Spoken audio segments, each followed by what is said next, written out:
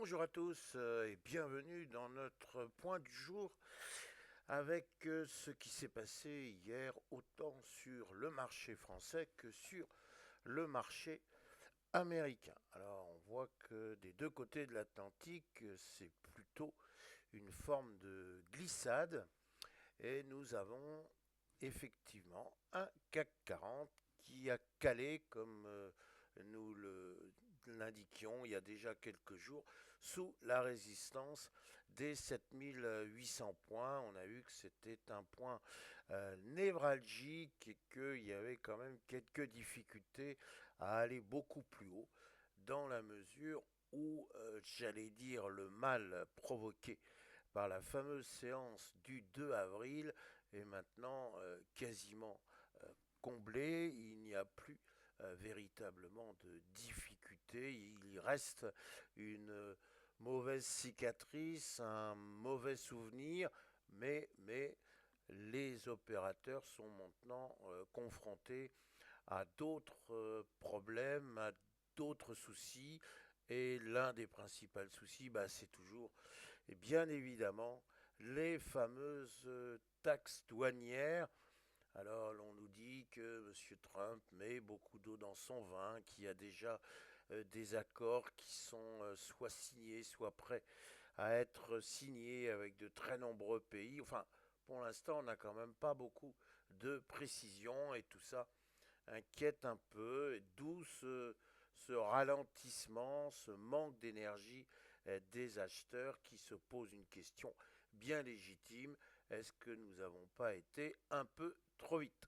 Alors, ça fait déjà plusieurs jours que nous insistons sur la nécessité, pour ne pas fragiliser une hausse, de combler des gaps. Alors, le dernier gap que nous avons, c'est celui qui a permis le débordement clair, net, précis des 7600 points. Alors on voit que notre CAC 40 est maintenant enfermé dans un petit couloir de transactions parfaitement bien délimité avec un support à 7600 points et une résistance à 5800 points. Alors est-ce que le gap qui commence à être comblé va constituer un objectif de très court terme pour les vendeurs?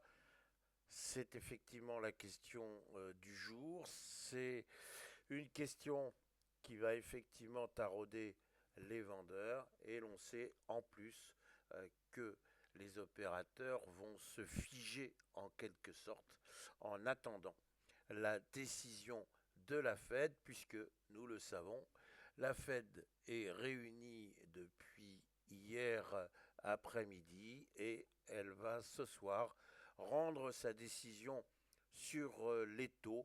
Et donc effectivement, tout ceci va avoir une grande importance. Notre transition est parfaite pour passer à notre S&P 500, lequel est un peu dans la même situation que le CAC 40. Alors évidemment, c'est les niveaux qui ne sont pas les mêmes. L'on voit qu'il y a eu une résistance en formation, pas très importante, mais enfin quand même. Elle est sur 5700 points, un nouveau chiffre bien rond. L'on voit qu'il y a eu déjà une première bougie d'hésitation avant-hier.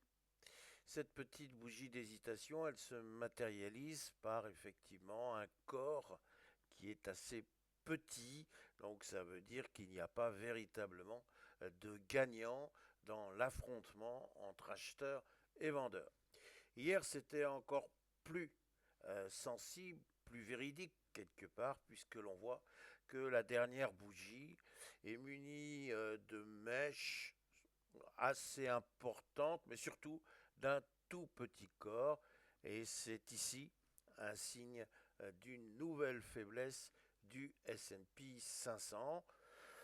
Les Américains souffrent d'une balance commerciale qui est manifestement totalement en leur défaveur. Alors, ça s'explique par le fait que, avant l'application des taxes douanières, les entreprises ont importé un maximum de marchandises, Est-ce que le mois prochain, on va pouvoir retrouver un semblant de normalité? C'est effectivement la question qu'il faut se poser, mais il ne faudrait peut-être pas non plus trop anticiper le départ ou le nouveau départ d'une économie américaine, dans la mesure où on a des indicateurs de sentiments qui, eux, sont franchement à la traîne.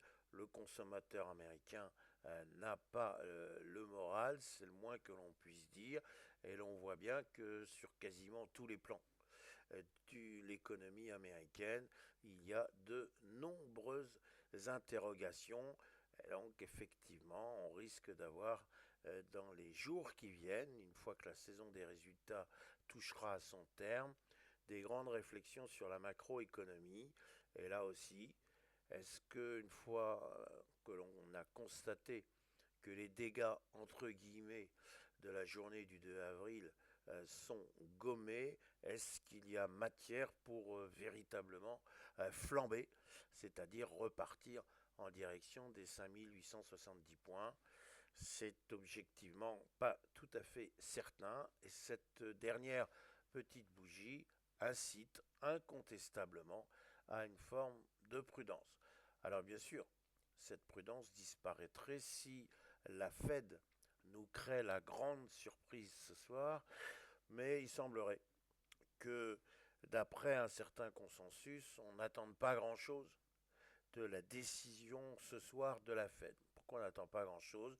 Parce qu'il devrait y avoir effectivement un statu quo sur les taux, dans la mesure où il y a encore des pressions inflationnistes, certes qui ne sont pas catastrophiques, mais il y a des pressions inflationnistes, et donc la Fed va être tentée de dire attention à ne surtout pas réveiller la bête immonde, celle de l'inflation.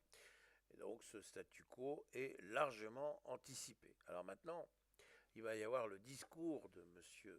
Powell, et est-ce que celui-ci va se vouloir rassurant en indiquant que l'inflation est encore maintenue correctement sous pression et qu'il faut maintenant plutôt envisager un soutien à la croissance? On sait que les deux jambes de la Fed, c'est d'un côté l'inflation et de l'autre côté la croissance. C'est dans son mandat. Donc la Fed peut être effectivement tenter de donner quelques signes qui pourraient rassurer le marché. D'un autre côté, la Fed ne peut pas ne pas tenir compte des agressions, entre guillemets, de M. Trump vis-à-vis des gens avec qui les États-Unis travaillent. Et donc il faut effectivement, impérativement, trouver des compromis, trouver donc des accords qui soient des accords que l'on pourrait qualifier de gagnant-gagnant.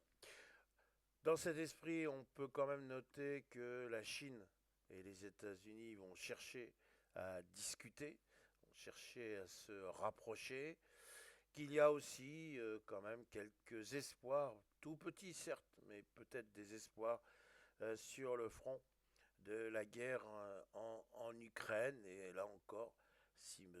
Trump arrivait à débloquer la situation, bien évidemment, ce serait un gros soulagement, mais il ne faut peut-être pas rêver, du moins à court terme. Donc, notre question finale, eh bien, elle est dans notre titre.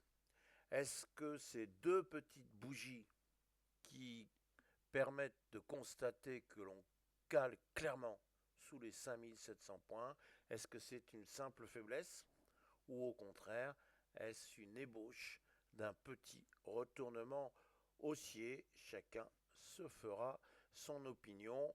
Pour notre part, nous restons assez proches du banc de touche pour toute la journée en attendant le discours de M. Jérôme Powell.